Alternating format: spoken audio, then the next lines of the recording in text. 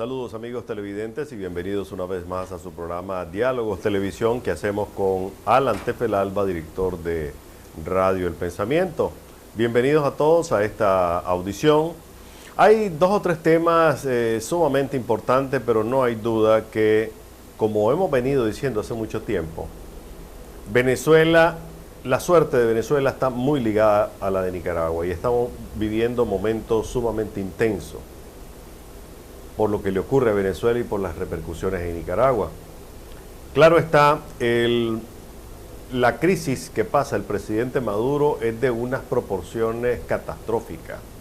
Si sale de esta y conserva todo el poder que tiene, Maduro habrá demostrado capacidad para enfrentar las crisis. De lo contrario, miraremos una Venezuela que tendrá que hacer profundas transformaciones. Sin embargo, más allá de eso, Nicaragua tiene la enorme disyuntiva de qué hacer frente a una situación en la cual, de cualquier manera, nosotros vamos a salir afectados. Sea porque el precio se cayó del petróleo, sea porque llegó a niveles insoportables que no le permiten el desarrollo del programa social del gobierno, sea porque Venezuela o el Petrocaribe, el programa Petrocaribe se derrumba, a pesar de todo lo que se ha dicho, sea porque Nicaragua empieza a cosechar los primeros resultados de la vaca flaca, sea porque Maduro se cae, sea porque ese eje, La Habana, Managua, Caracas, se rompe porque Cuba está dispuesto a hacer amarres más directos con Estados Unidos, nosotros vamos a salir raspados de esta, ¿no? Este es un tema con el que vamos a comenzar el día de hoy. También el Papa Francisco arranca su tercer año papal. Vamos a analizar lo que significa para él, los desafíos que tiene enfrente. ¿Podrá nuestro Papa Francisco cumplir la misión? ¿Será tan fuerte el movimiento conservador dentro del Vaticano que le impida hacer los cambios que él quiera? ¿Hasta dónde va a llegar este Papa? Algunas de las preguntas que nos inquietan y que vamos a tratar de responder el día de hoy.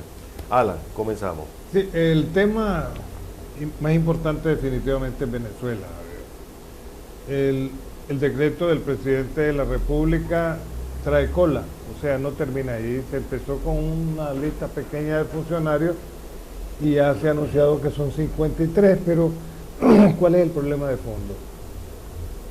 O sea, Obama, basado en las leyes internas de su país, agarró un tuquito, como es el respeto a los derechos humanos, la libertad de expresión y las libertades individuales en Venezuela. El fondo es otro, y al fondo se está llegando. Una inmensa lavandería de dinero para el cual se estaba utilizando el Banco de Andorra. Ronald. Pero el Banco de Andorra, no el de Andorra exactamente, sino su subsidiaria en Panamá. Ronald, venga. Ahí se depositaba dinero lavado, que posteriormente era trasladado a Europa, y de Europa pasaba a los Estados Unidos, que era el producto final de la lavandería. Y por eso es que Obama dice que está en peligro la seguridad nacional de los Estados Unidos, porque a fin de cuentas se estaba convirtiendo la banca norteamericana en un gran lavandero. En Panamá y en Andorra, que es un país pequeño, Javier, que tiene 80.000 habitantes y unos 76 kilómetros cuadrados en Europa, y está bajo la protección de España y Francia. Ellos no tienen ejército. Sí. ¿Verdad? De fondo, digamos, el dinero se agarraba, se llevaba a Panamá, de Panamá se pasaba a Andorra, de Andorra a los Estados Unidos, porque todos los bancos tienen corresponsalía. ¿Quiénes son los involucrados?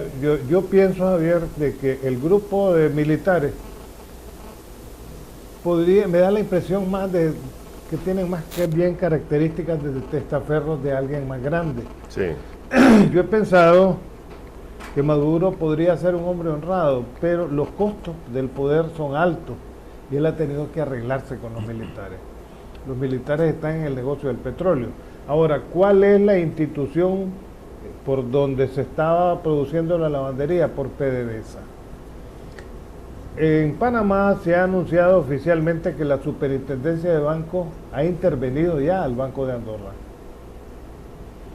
¿Qué significa la intervención del Banco de Andorra?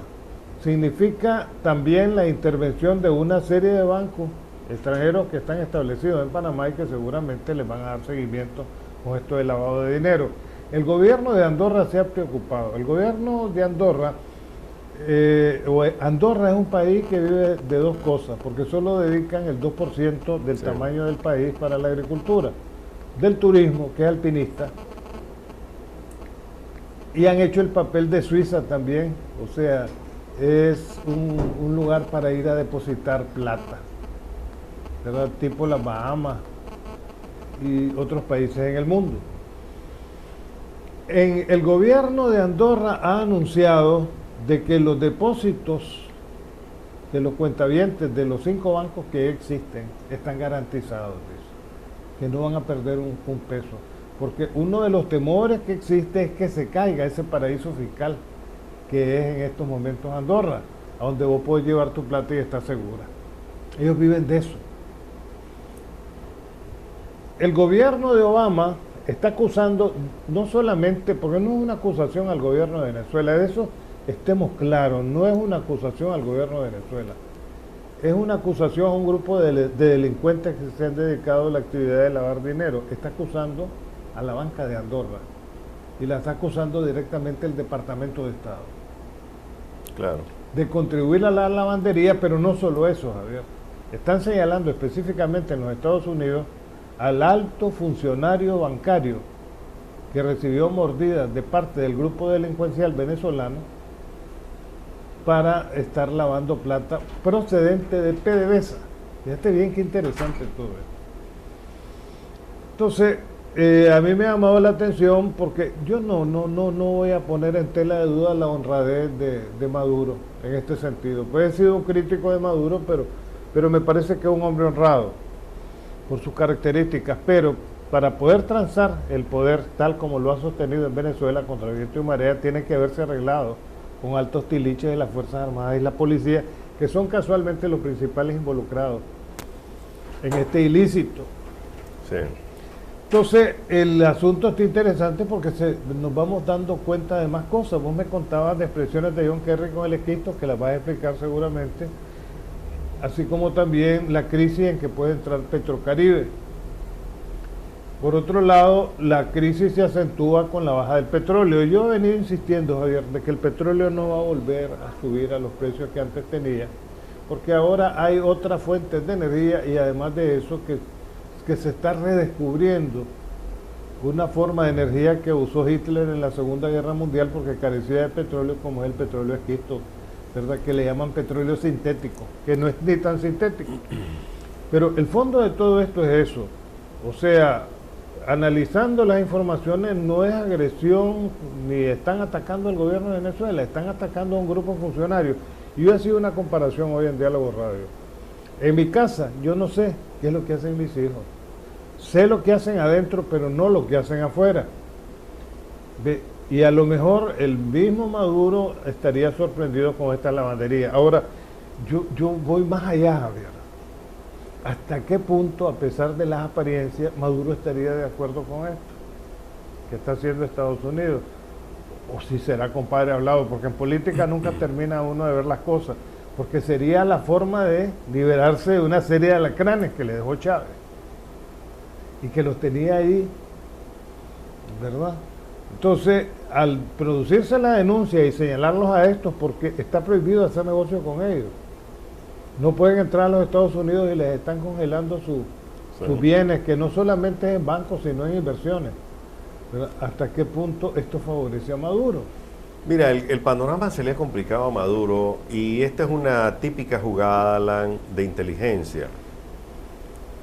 Yo no lo llamaría diplomacia. Obviamente, lo que menos tiene esta decisión es de diplomática. Es un dominó que, como vos decís, tiene muchas aristas que desconocemos y muchos filos que no han aparecido.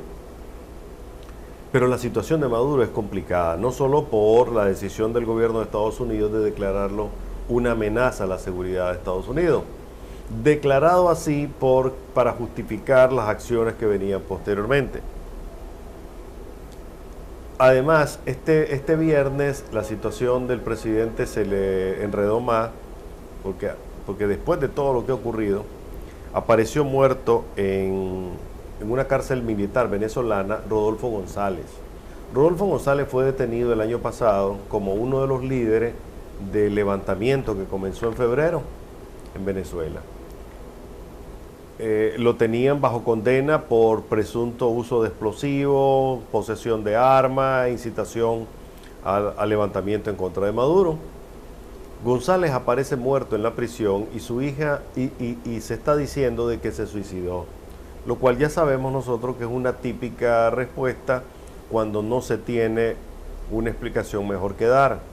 Pero ¿cómo es posible que en estos momentos, cuando la situación de Maduro es muy difícil, uno de sus principales críticos, y además un hombre de acción, un hombre que fue a las calles a protestar, aparezca muerto en una cárcel y ahora se diga que es suicidado? Estas cosas no se tragan así nomás. Y creo que las dos intervenciones más importantes de parte del gobierno de Estados Unidos, después de que aparece el propio Obama en una fotografía firmando el decreto, la ley que declara a Venezuela como un enemigo de la seguridad de su país, se produjo en el Congreso de los Estados Unidos. El Congreso está alborotado. Recordemos que después de las últimas elecciones, el Senado y la Cámara Baja están en control de los republicanos. Y las dos comisiones del exterior o de relaciones exteriores de las dos cámaras están en manos de gente sumamente radical. La comisión del exterior del Senado está en manos de Rubio y de otros que quieren rápidamente pegarle fuego a Venezuela. Lo digo en el sentido figurado. Sin embargo, y por eso llamaron al general John Kelly, que es el jefe del Comando Sur, y el general John Kelly les dice, y no creo que para calmar las aguas, y no creo que para alborotar más el asunto, sino que los militares suelen hablar de una manera directa y contundente. Dice, Venezuela está en una situación tan delicada que podría caerse en cualquier momento, que podría complicarse en cualquier momento. Están hablando de la caída de Maduro, y lo está haciendo el encargado, el jefe de la inteligencia para el sur, de Miami, para el sur, porque el Comando Sur ya no está ni en Panamá ni en otros lugares, está en Miami, del hombre que tiene las tropas, los aviones, los barcos que están controlando los mares del Caribe y del Pacífico. Adicional a eso, en una conferencia, en un evento empresarial, el ex senador y actual secretario de Estado, John Kerry, dijo que si Petrocaribe llegara a fracasar, y ellos le ven muchas posibilidades de que se derrumbe también, viene una crisis humanitaria espectacular en América Latina. Pero ellos están listos para resolver. Estamos hablando de que si se cayera el acuerdo de Petrocaribe, porque se cae Maduro o por lo que sea, uno de los principales afectados va a ser Cuba. Cuba recibe 92 millones de barriles anuales de petróleo, de los cuales no paga. Solo ahí imagínate el efecto que tendría sobre Cuba. En Nicaragua. Nicaragua depende en un 90% del petróleo que viene de Venezuela, del cual pagamos la mitad. Y la otra mitad es en obras sociales. El efecto que tendría en Nicaragua sería devastador para la economía. Solo ahí. Ya no digamos República Dominicana, ya no digamos las pequeñas islas del Caribe, que también tienen como uno de sus principales componentes económicos el acuerdo con Venezuela. Mira, Javier, aquí hay una última información de la BBC de Londres. El gobierno de Andorra anunció que tomará el control de un banco privado después que Estados Unidos acusó a sus altos directivos del banco de ayudar a lavar dinero para grupos criminales procedentes de China, Rusia y Venezuela. 2 miembros del gobierno han sido encargados de administrar la banca privada, o sea, están intervenidos ya los bancos. He intervenido. Y las acusaciones sobre corrupción están siendo investigadas según han informado las agencias de noticias. Andorra tomó la decisión después que la Dirección de Crímenes Financieros de Estados Unidos dijera que el BPA era una entidad financiera, este es un banco, de preocupante lavado de dinero, según se informó. El gobierno de Andorra dijo que los depósitos y la solvencia del banco no estarán en riesgo durante la intervención del banco. Está intervenido, sí. El Departamento de Estado había dicho que un empleado anónimo de alto nivel de BPA aceptó comisiones exorbitantes, por lo menos $1.000 millones, 100 millones de dólares, para establecer empresas fantasmas que ayudaron a los lavadores de dinero de Venezuela a esconder cerca de 2.000 millones de la Compañía Petrolera Nacional de Venezuela, PDVSA. Asimismo, otros 2 gerentes de BPA supuestamente ayudaron a presuntos lavadores. Aquí hay crimen organizado, Javier, ¿verdad? Sí. Asimismo, otros 2 gerentes de BPA supuestamente ayudaron a presuntos lavadores de dinero de Rusia y China, quienes fueron arrestados ya en España. El Banco de España dijo por su parte que se hará cargo del Banco de Madrid, la unidad española de BPA. O sea, el Banco de Madrid es un banco de Andorra, está intervenido también en España. Finalmente, dice la información de la BBC, Andorra ha hecho esfuerzos para mejorar la colaboración con otros países en investigaciones de fraude financiero. Recientemente firmó un compromiso para intercambiar datos en materia tributaria con otros países. O sea, van a dar los nombres de los que tienen la plata ahí. ¿Para qué? Porque se supone que son evasores. O son evasores, pues. Ahora, y tratar de salvar el prestigio de Andorra, digamos, como entidad financiera.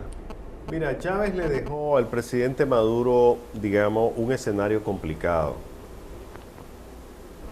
que Chávez no llegó a ver, porque él siempre pensó que el petróleo no iba a bajar de 100, 110 dólares y su máxima aspiración, aquí la gritó, y con mucha felicidad, es que el petróleo llegaría a 200 dólares. La cara que yo le vi al presidente Ortega el día que lo dijo aquí no fue de alegría, más bien de preocupación, porque todos sabemos que cualquier país del mundo, y sobre todo el segundo más pobre de América Latina, un petróleo de 200 es ponerle una pistola en la cabeza al país y dejarle ir un tiro, ¿verdad? Porque, Alan, esta economía no puede caminar a 200 dólares. Yo recuerdo que cuando la crisis de los precios del 2009, cuando se elevó, el gobierno de Nicaragua, que ya estaba el presidente Ortega al mando, dijo que este país, para poder funcionar normal, digamos, un país que no va a avanzar, pero que tampoco va a decrecer, necesitaba un petróleo a 70 dólares. Y en esa época llegó a 150, si no me equivoco. Luego vino el bajón y se estabilizó en 105, 110. O sea que nosotros estuvimos en una circunstancia en las cuales teníamos un déficit de 35 dólares por barril de petróleo importado. ¿Qué ayudó en esa situación? Que Chávez hizo un acuerdo con el presidente Ortega para que solo le pagara la mitad, es decir, de los 105 dólares que le pagara 60 o 55. Eso le ayudó mucho a Nicaragua. Pero cuando se caiga, si es que se cae, un acuerdo petrolero como el de Petrocaribe, y Venezuela tenga que decir, señores, ya no puedo más, por lo que sea, la situación del país se volvería, nuestro país se volvería complicada, con todo y lo bien que anda. Esos 2.000 millones de dólares que estaban lavando estos generales venezolanos, ¿los van a congelar? Mira, 2.000 millones de dólares en el Banco de Andorra. ¿Cuántos bancos más habrá así? Alan, son un montón de bancos, sobre todo los que están en las islas del Caribe, que son paraísos fiscales y paraísos de lavado, y todo el mundo lo sabe. Entonces, esta es una jugada, repito, de inteligencia, están golpeando donde les afecta. Creo que las voces como la de González del PSOE de España, que dijo este viernes que lo que se debe imponer de inmediato es un diálogo entre la oposición y el gobierno para bajar las tensiones, es a lo que parece que va empujando todo esto. Yo creo que Estados Unidos claramente sabe que un derrumbe de Maduro en Venezuela descompondría totalmente América Latina. Sería un golpe, Alan, bastante duro. Revolvería tanto las aguas que Estados Unidos podría perder el control que ha cedido voluntariamente durante 10 años a los países de América Latina, porque Obama ya lleva 6 años, 6, 7 años, ¿verdad? Antes de eso ya venía la tendencia desde el 2000, desde septiembre 11 del 2001, después de las Torres Gemelas, en la que la concentración de la política exterior de Estados Unidos y militar estaba hacia Afganistán, Irak y esa zona. Y desde entonces no ha cambiado su política. Obama todavía la vino a profundizar más y dijo, se acabó la política del Big Stick, del gran garrote, nosotros ya no nos vamos a meter más a imponer gobierno, bajar gobierno en América Latina, aunque en la práctica pues ya vemos que los resabios aún se imponen. La pregunta es hasta dónde querrán empujar esta crisis, hasta la caída de Maduro, o lo quieren realmente llevar a un nivel en que tenga que admitir a su oposición, tenga que recortar su periodo y llamar a elecciones, en fin. ¿Hasta dónde crees que se pueda llegar? Pero es que el escenario que estamos viendo sería después de el diluvio. Me parece que Venezuela es un país que tiene, digamos, gente muy talentosa, no solamente Maduro. Sí. Aún dentro del mismo gobierno de Maduro. Es que se vuelve insostenible. Realmente las cabezas que se miran del gobierno visible son Maduro y Cabello, pero Cabello está acusado y parece que se le han abierto causas por ser narcotraficante. Mira, pelear contra todo a la misma vez es el peor consejo que alguien te puede dar. Desde la época de Sun Tzu, que estableció las reglas básicas de la guerra y de cómo ganar una guerra, la primera recomendación es no te pelees con todo a la vez, porque no vas a tener capacidad de enfrentarla. No te abras frentes por todos lados. Mira, van 20 empresarios presos en Venezuela. El presidente de la Fedecámara, el COSEP de Venezuela, Jorge Roy, dijo que el mensaje al mundo es no vengan a invertir en Venezuela porque aquí los van a echar presos. Eso es lo que dijo. 20 empresarios están presos. Entonces, cuando vos decís están presos porque según vos pues fueron conspiradores y estaban ocultando mercadería, etcétera, etcétera, quiere decir de que el resto de empresarios está sujeto a lo mismo. ¿Qué es lo que hace un empresario cuando ve venir la ola? Se aparta. Vos no vas a poner en riesgo tu capital ni la plata que tenés sabiendo que podés caer preso.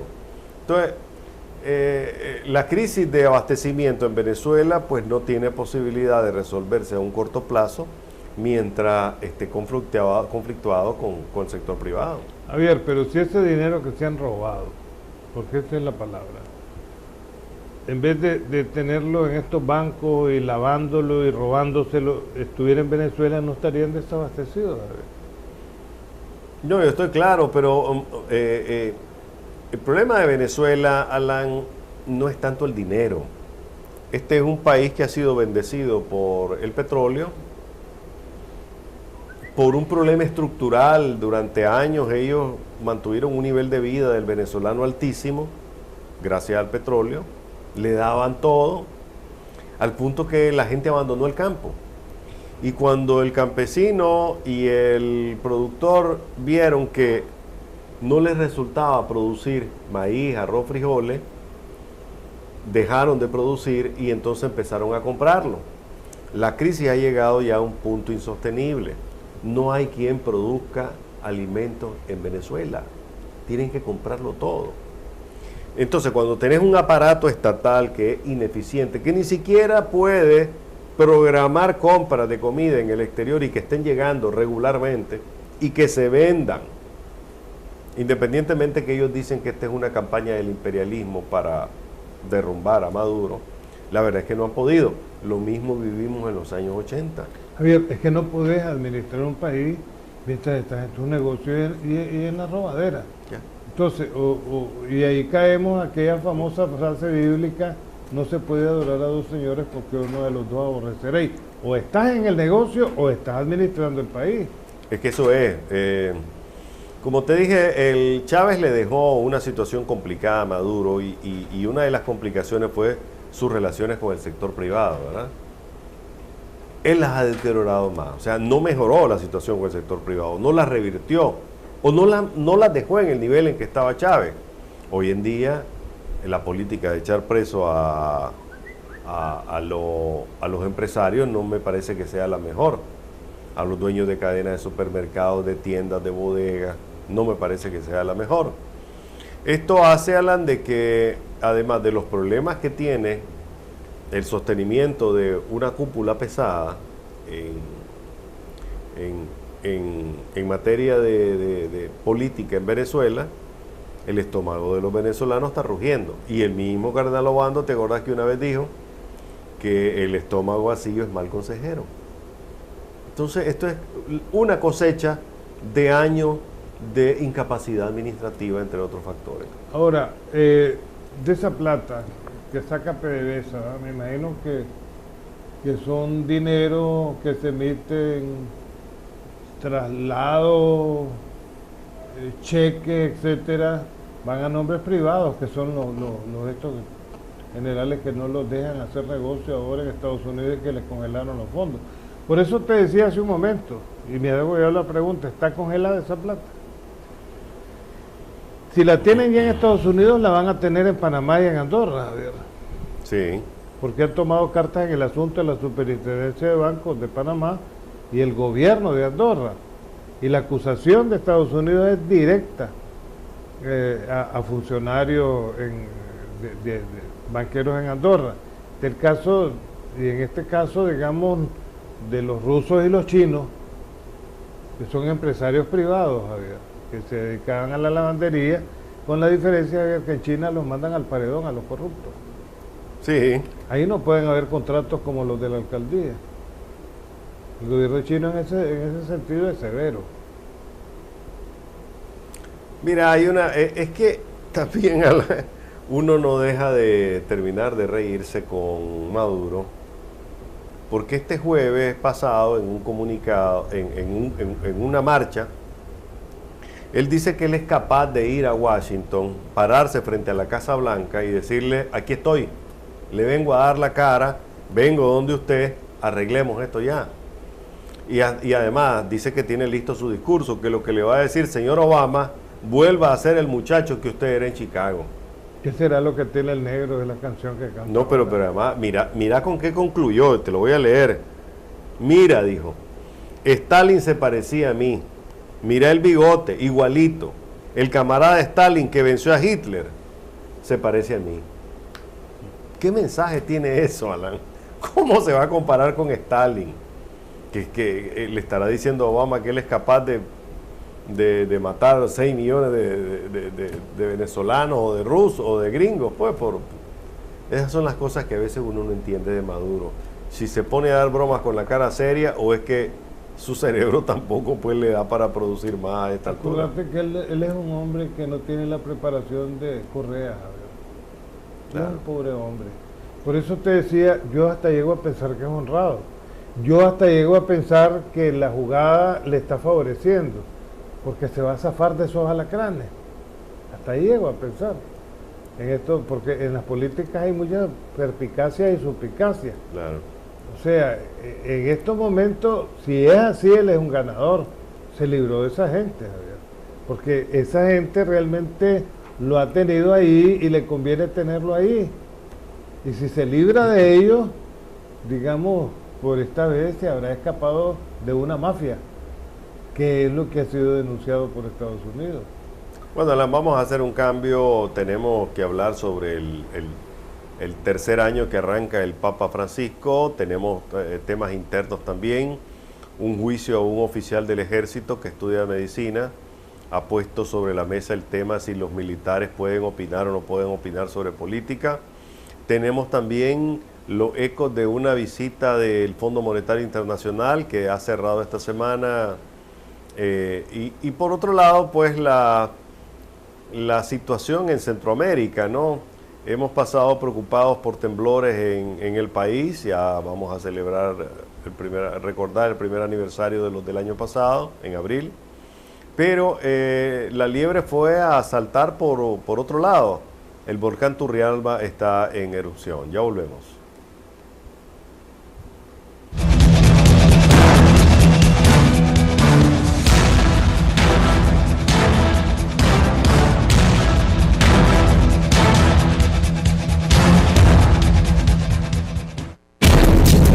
Transmitiendo por una expresión libre en Nicaragua, Radio El Pensamiento, 880 kHz y para el mundo, radioelpensamiento.com. Radioelpensamiento.com. Radio El Pensamiento, la emisora más libre para opinar e informar.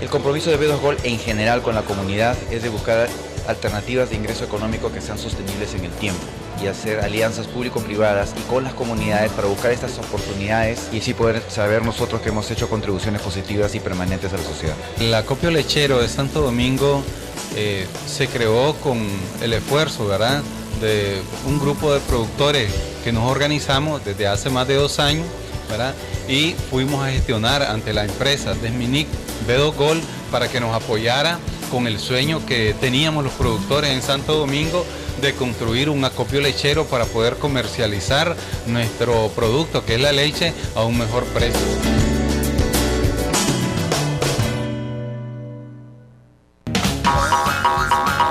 Solo por hoy, sextuple saldo, 6 veces más saldo. Nada mejor que ser Claro.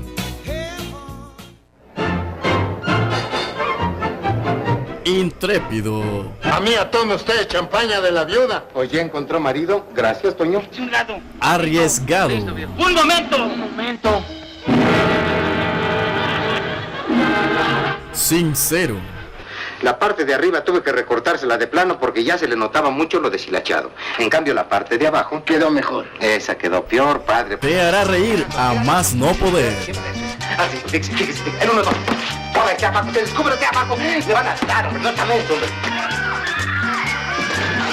Un personaje como ninguno. Damas y caballeros, me ha besado un macho que vale por 7.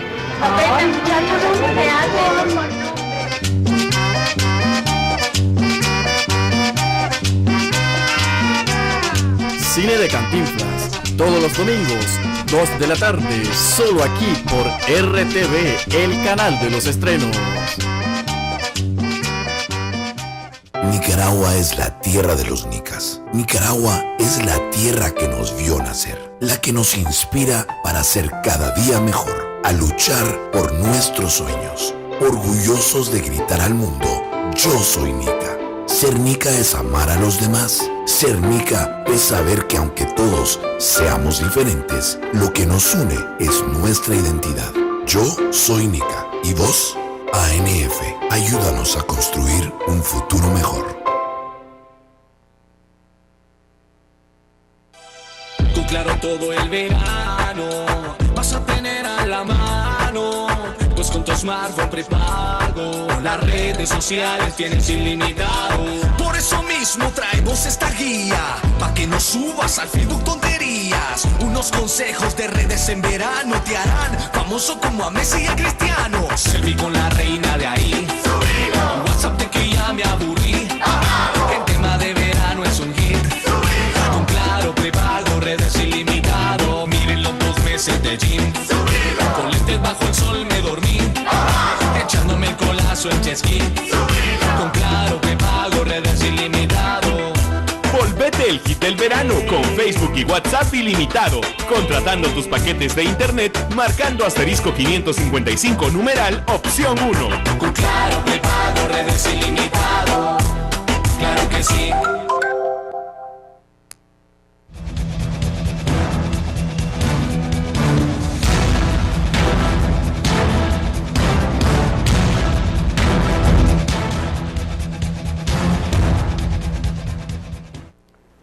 Continuamos con Diálogos Televisión y estaba revisando un poco hablando de béisbol. Ya vienen las Grandes Ligas y ahorita está el Spring Training.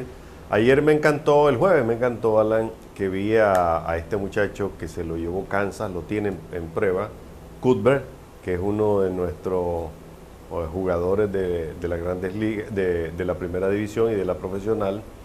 Pegó un tablazo este muchacho por la banda derecha, se llevó de jonrón con uno en base y lució muy bien. Pues, vi el videoclip del jonrón, lo cual quiere decir que tenemos material. Yo no sé por qué razón no hemos logrado hasta ahora colocar más gente.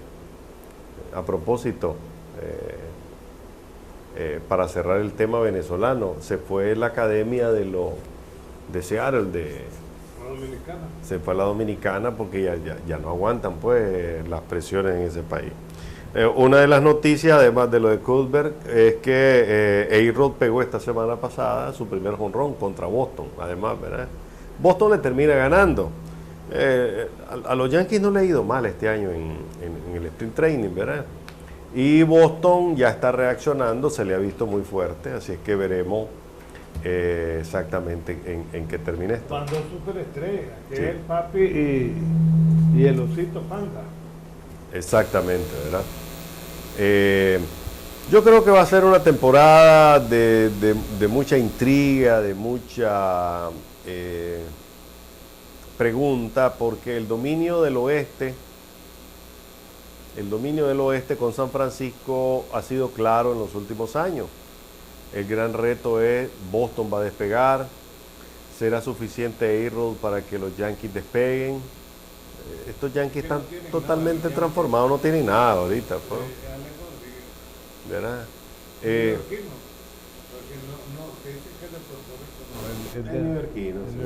Ahora, Ever Cabrera irá a despegar con los Orioles de Baltimore. Mira qué gran oportunidad de muchachos después de estar en la lona, ¿no? Después de estar a las puertas de un juicio por uso de esteroides, luego que lo capturan con marihuana en su carro, o sea, un muchacho irresponsable y con suerte, ¿verdad? Ahora, no hay duda que le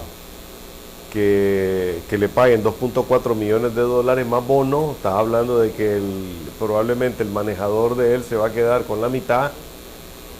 Para un muchacho nandaimeño, $1.4 millones más lo que pueda hacer, suponete que se convierte en un robador de base número 1, le van a dar un bono. Este muchacho podría tener un buen año. Es decir, alguien que gane $1.200.000, $300.000 al año, tiene que ser una persona realmente de una gran entrada financiera. Es decir, por lo menos para nosotros,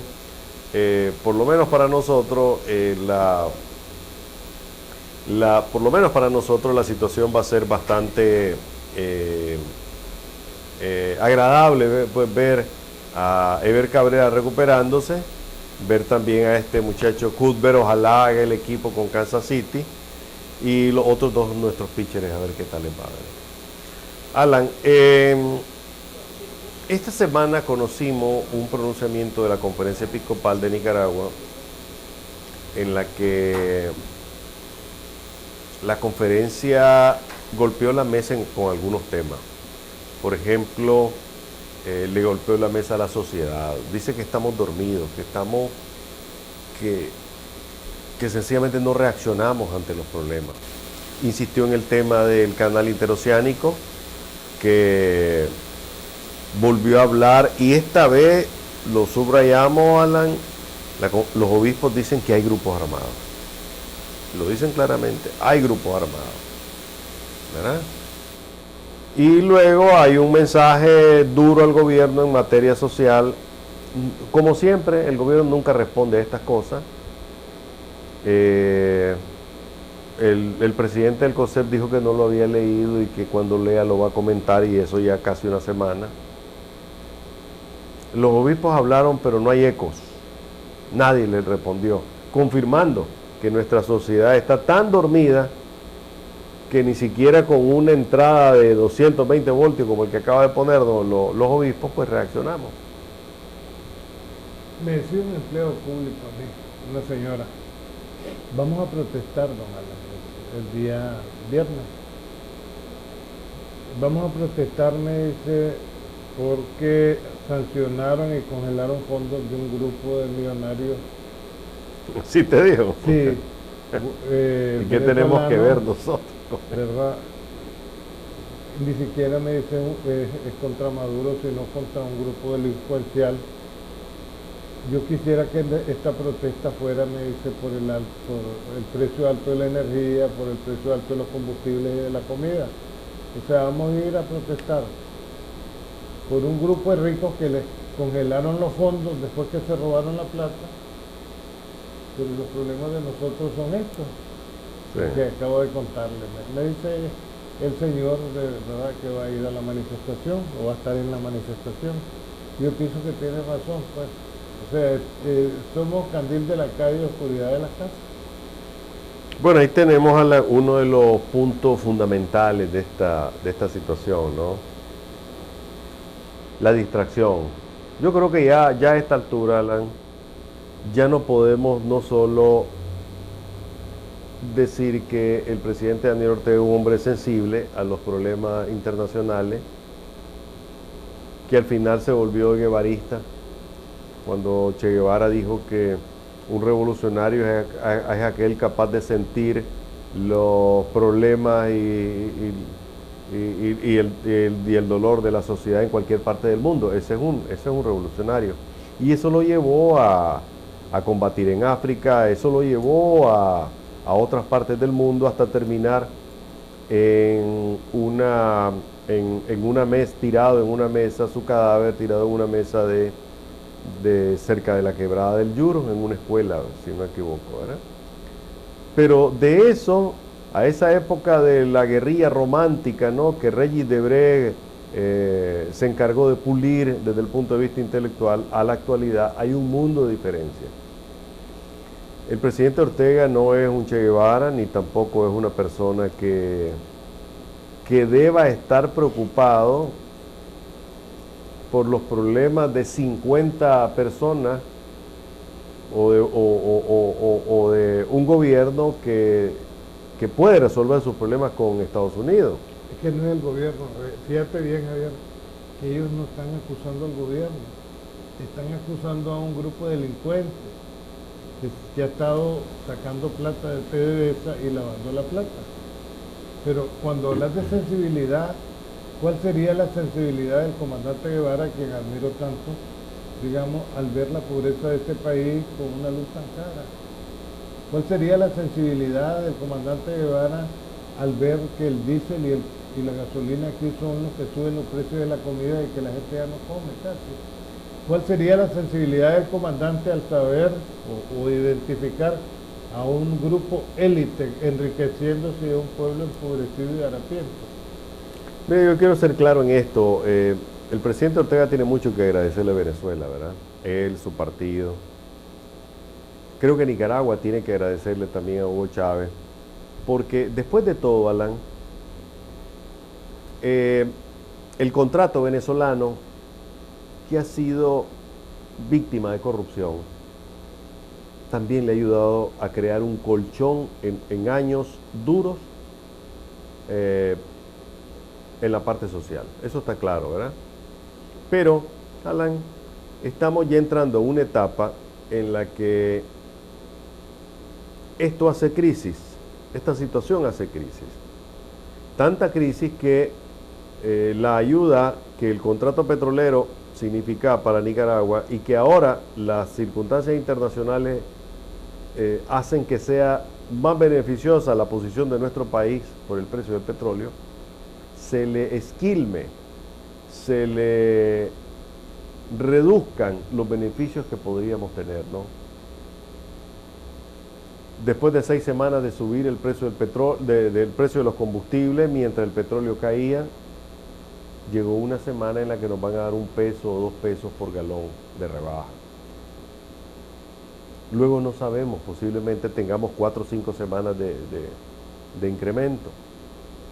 Tenemos los precios de combustible más altos de Centroamérica. Un estudio que nosotros lo comentamos hace 2 programas, muestra que tenemos la energía más cara de Centroamérica. Un trabajo que estamos preparando, les cuento como adelanto, dice que actualmente tenemos que un 70% de la energía que estamos consumiendo es de fuente renovable. O sea que no estamos dependiendo del petróleo para estas cosas. En fin, Alan, con todo y el sentimiento que creo que el presidente Ortega tiene de agradecimiento con Venezuela, con Maduro, con causas socialistas, en el fondo también esta es una gran distracción para que no veamos lo que está ocurriendo dentro del país. Los precios subiendo, los precios de los combustibles, pero también la comida que no baja, la energía más cara.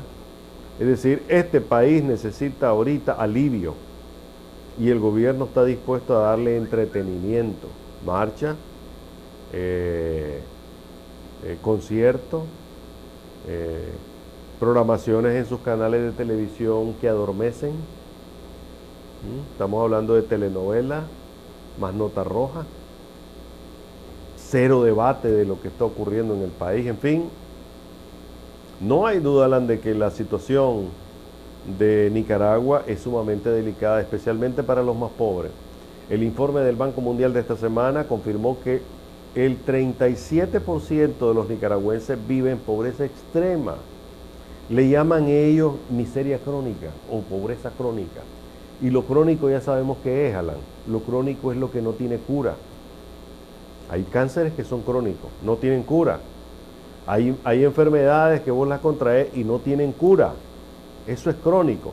Entonces, cuando te dicen que 37 de 100 nicaragüenses no tienen solución a su miseria, estamos hablando de que 37% de personas viven en una condición que no van a poder cambiar. Pero además, el 60% de los nicaragüenses viven en alguna forma de pobreza. Entonces, si no empezamos a discutir estas cosas, si no empezamos a verlas y a encontrarle salida, yo creo que podemos hacer marchas todos los días por Venezuela, por Cuba, por Vietnam, por Ucrania, por Abjasia, por Osetia, y eso no va a cambiar la realidad del país, ¿no? Nicaragua está soportando toda una presión extraordinaria. Los más pobres son en las capas sociales, los que están abajo y los que un colchón ya totalmente sin resistencia para enfrentar estos problemas. Sin resorte. Sin resorte, pues. ¿Qué vamos a hacer por ello? Eso es lo que deberíamos estar discutiendo. ¿Qué vamos a hacer por ese 37% de nicaragüenses, que estamos hablando de 2 millones de personas, que hoy no tienen una vacuna contra la pobreza porque viven en la miseria crónica? Me decía el amigo empleado del Estado, que empezaron a decir, el que no brinque es contra. Es contra. Y entonces yo que voy a brincar si ya estoy viejo, me dice. ¿Verdad? Pero decía él, bueno, tenemos que ir a protestar porque esta vez dice si es una orden cerrada, que tenemos que ir a la manifestación. Vamos a ir a protestar, dice, por un grupo de delincuentes que lavaban dólares y los problemas de nosotros son otros. Todo lo que acabamos de decir, sí. El encarecimiento, mira el huevo. Hace año y medio a 45, a 60, a 128. Ahorita. Eso es el precio del huevo. La gente no puede. La energía alta, o pagar la luz o comer huevo. El frijol se ha quedado entre 17 y 18 córdobas. El arroz se ha quedado a 13.50, 14 córdobas. La gente ya no puede. O sea, me parece que falta sensibilidad humana aquí en todo esto. A propósito de eso último que decías, te voy a dar un elemento más.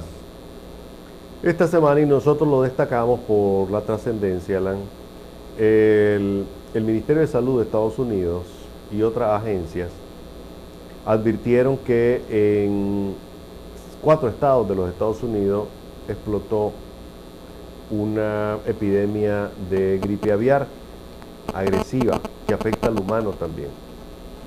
De inmediato dijeron que los países que más se van a ver afectados porque están comprando pollo americano son Taiwán, Nicaragua y Centroamérica, pero que los países centroamericanos ya habían prohibido la importación de pollo de los Estados Unidos, menos Nicaragua. Javier, pero es que aquí estamos vacunados, Javier, estamos inmunizados. Fíjate bien en el puerto Salvador de Allende lleno de restaurantes. Yo siempre he pensado que si el ébola entra por ahí, toda la contaminación del agua, porque el ébola es aeróbico. Y hay virus aeróbicos, lo recibe la gente que come ahí, que bebe agua ahí. O sea, está bien pues, porque somos seres humanos, la gripe aviar nos puede llegar, pero ¿hasta qué punto, Javier, si aquí estamos llenos de virus y parásitos y sobrevivimos? Sobrevivir es como la sopa. Es que el punto es, Alan, de que en el año 2009 aquí hubo una crisis, una epidemia de gripe aviar, 9 personas murieron. 9 a 13 personas murieron. Ha sido muy fuerte. Entonces, la pregunta es, Alan, En Estados Unidos habían sido miles. Sí, si Estados Unidos te está diciendo de que hay una explosión de gripe aviar y que países como Nicaragua deben de inmediato cerrar sus fronteras al pollo americano, ¿por qué no lo hemos hecho? ¿Por qué, Alan? Porque ya sabemos quién es el del negocio del pollo americano, un señor que se llama Juan Caldera, que ahora está inaugurando sucursales por todos lados, se ha vuelto... ¿Quién tiene detrás? ¿A los Bueno, cachorros de Chicago? yo no sé quién de los cachorros de Chicago estará ahí o no, pero lo primero que tendría que haber hecho es pararle ya las importaciones de pollo americano a este señor. Pero bueno, él dice que es pollo solidario, que él le ofrece un precio al país y que este pollo es la octava maravilla. No nos quejemos el día de mañana. Bueno, nuestra abuela decía que el fuego todo lo purifica, pero no todo. ¿Verdad?